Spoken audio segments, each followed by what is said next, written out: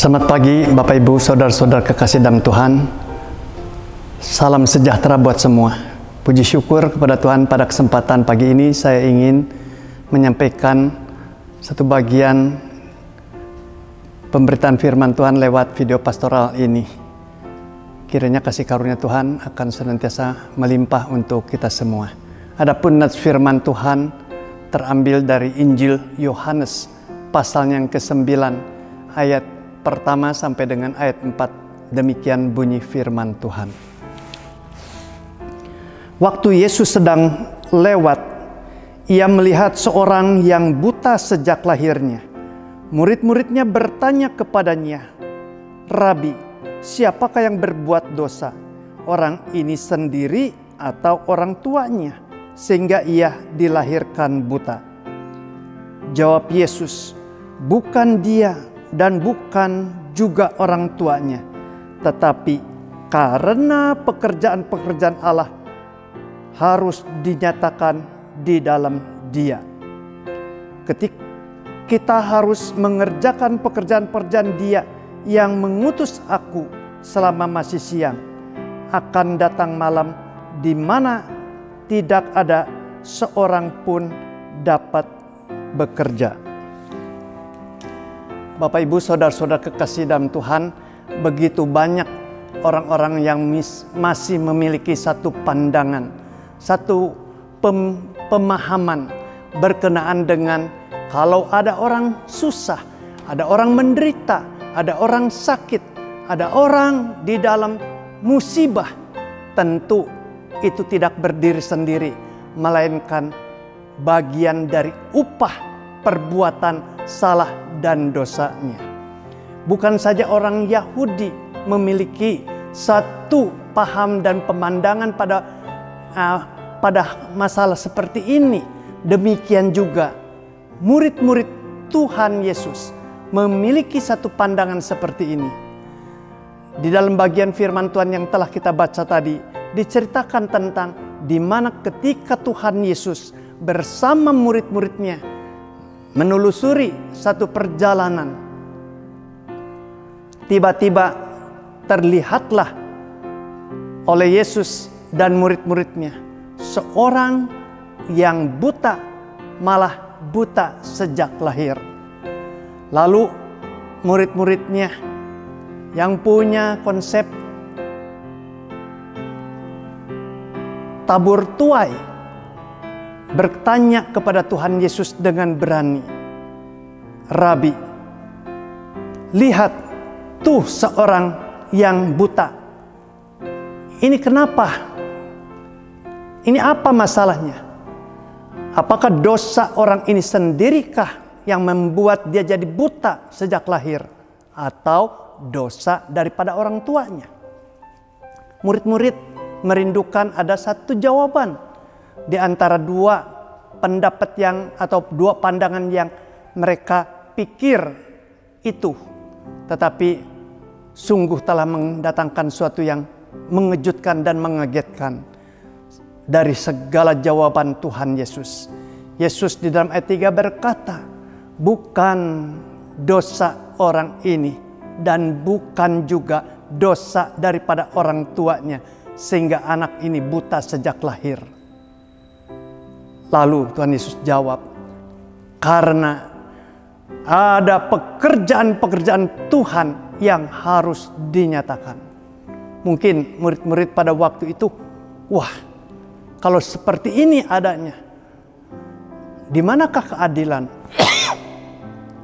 Masa ada orang yang terlahir melek, ada yang terlahir buta.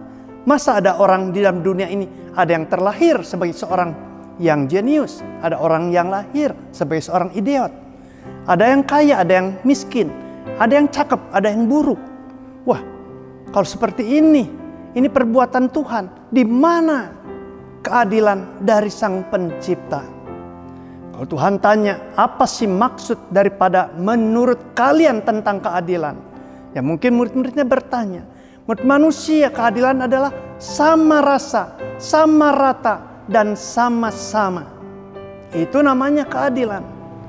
Kalau Tuhan dituntut menyatakan keadilannya dengan cara dan konsep manusia, yaitu sama rasa, sama rata, dan sama-sama, maka tidak ada satu orang pun di dalam dunia ini yang bisa beroleh selamat.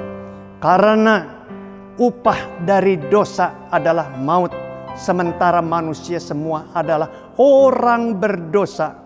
Kalau manusia mengharuskan Tuhan menjalankan keadilan sama rasa, sama rata, dan sama-sama, maka tidak ada seorang pun yang selamat. Kita sulit menyelami dan mengerti segala kuasa kedaulatan daripada Tuhan Sang Pencipta melalui bukan saja hal-hal indah, hal-hal lancar, hal-hal yang menyenangkan, pekerjaan-pekerjaan Tuhan dinyatakan, tetapi melalui penderitaan, sakit, orang buta sekalipun, melalui itu semua ada pekerjaan-pekerjaan Tuhan yang mau dinyatakan. Siapa yang mengerti dan siapa yang nyana? Seorang Beethoven, pemusik atau musikus kelas papan atas yang luar biasa. Di usianya ke-28 dia mulai ada terganggu berkenaan dengan pendengarannya. Bahkan di usia 44-45 Beethoven telah mengalami ketulian sempurna. Orang semua berteriak menjerit. Kenapa harus orang Beethoven yang mengalami seperti itu?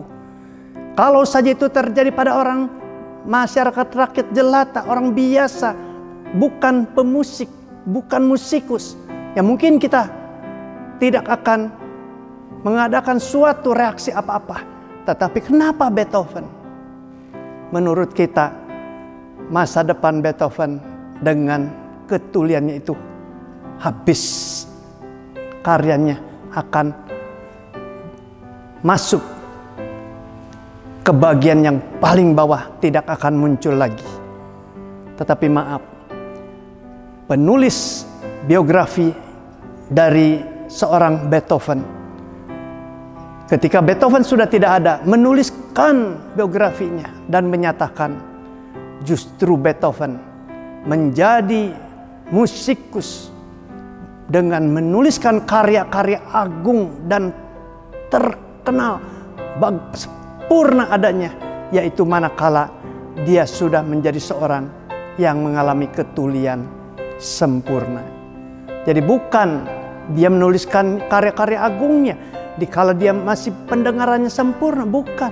Malah dikala dia sudah mengalami ketulian sempurna. Seorang Helen Keller, seorang yang dilahirkan tadinya tidak ada apa-apa, tetapi di dalam usia 1 tahun karena demam tinggi dia mengalami kecacatan. Bukan saja mata tidak melihat, dia juga tidak bisa bicara. Pada waktu itu orang tuanya berdoa menjerit, Tuhan tolong dan Tuhan tolong. 1, 2 tahun, 3 tahun, sampai dia menjadi seorang anak yang luar biasa, mengganggu ketenangan, mengganggu akan segala sejahtera keluarga itu. Dia menjadi seorang anak yang uring-uringan, segala benda dihambur-hamburkan, dibuang, dan bahkan dia terus menjadi seorang anak yang temperamental. Orang tuanya sepertinya sudah tidak berdaya, tetapi ternyata Tuhan mengirim seorang yang panjang sabar, seorang yang mengisi bagian sisi hidupnya sebagai seorang guru pribadinya yang bernama Anna. Di usia 7 tahun dikenalkan dengan seorang guru ini, yaitu Anna, dan bahkan berangsur-angsur. Siapanya Anna? Helen Keller menjadi seorang cacat yang meraih predikat sebagai sarjana di Amerika dan telah menjadi seorang yang menjadi berkat untuk orang-orang di dalam kecacatan mereka, mendirikan yayasan-yayasan yang sungguh amat sangat mengguncang dunia. Helen Keller berkata, melalui kecacatan, melalui penderitaan, saya melihat adanya Tuhan. Adanya Tuhan. Nah, jangan kita di dalam hidup ini, ketika kita lancar, ketika kita hidup di dalam kelimpahan ketika kita mengalami segala sukses gilang gemilang. Lalu kita pikir Tuhan maha baik dan pekerjaannya luar biasa. Tetapi sementara ketika kita ada kegagalan, penderitaan, sakit, bahkan kita mengalami suatu kehidupan yang sungguh prihatin karena cacat, lalu kita katakan, Tuhan sungguh-sungguh terlalu tidak memberikan perlindungan, penyertaan, dan bahkan pembelaan. Tapi maaf, Tuhan ketika melihat orang buta sejak lahir, dia tidak memandang atau tidak menilai itu sebagai salah orang tersebut atau dosa orang tuanya, melainkan pekerjaan-pekerjaan Tuhan harus dinyatakan. Jadi pekerjaan Tuhan itu dinyatakan bukan dalam keadaan lancar, keadaan baik, keadaan semuanya serasi, bukan. Bahkan penderitaan, sakit, sengsara, musibah sekalipun, ada pekerjaan-pekerjaan Tuhan yang mau dinyatakan. Bapa di surga telah mengutus Yesus untuk meneruskan karya-karyanya. Yesus hanya mengharapkan selagi siang, sebelum malam tiba di mana orang tidak bisa bekerja, hendaklah kita cepat kerjakan bagian karya-karya yang harus kita perbuat. Jangan sia-siakan kesempatan. Jangan kita hambur-hamburkan waktu. Jangan kita menjadikan segala kesempatan indah menjadi percuma.